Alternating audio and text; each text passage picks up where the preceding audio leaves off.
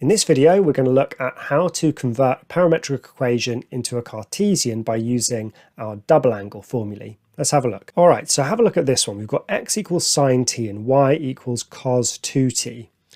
So just as in previous videos, our challenge is to eliminate t so that we're just left with x's and y's.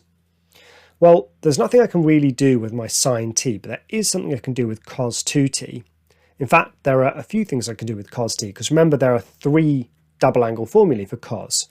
Cos 2t is the same as identical to cos squared t minus sine squared t, and it's the same as 2 cos squared t minus 1, and it's the same as 1 minus 2 sine squared t. So which of these forms is going to be the most useful for us? Well, it's actually the last one, because there's a sine squared t and I've got sine t over here in my x formula.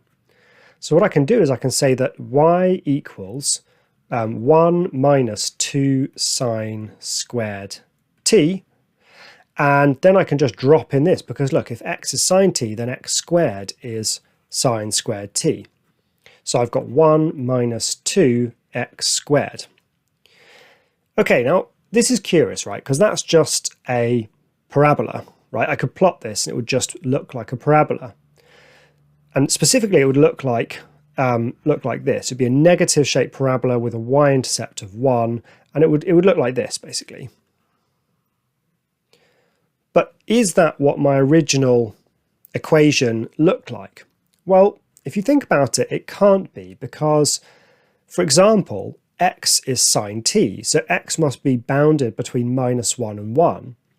And y is cos of 2t, which is still cos of some stuff, so y should also be bounded between minus 1 and 1. Whereas my parabola here seems to be shooting all the way down to minus infinity here and here. Go as far as I want to the left, as far as I want to the right, but that's not the case. In fact, if we were to track our point in GeoGebra, what you'd see is that the point is kind of actually bouncing around back and forth like this. So this parametric equation is not the same as, it's not exactly the same as this parabola. It's a section of this parabola. And specifically, it's this parabola when the x value is bounded between minus 1 and 1. So it's this parabola with a restricted domain. And it's really easy to check the domain by just looking at what the x values can be.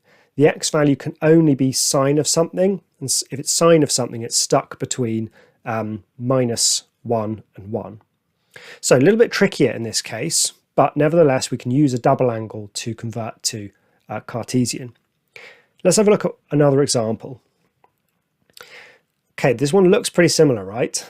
X equals sine 2t and y equals cos t, but the thing is there's only one double angle formula for sine. So that's 2 sine t cos t. So the cos t is fine, we can just drop that in, but what about the sine t?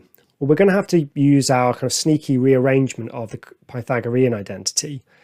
I know that cos squared t plus sine squared t is 1. So I know that sine squared t is 1 minus cos squared t, and that means that sine t must be the square root of 1 minus cos squared t.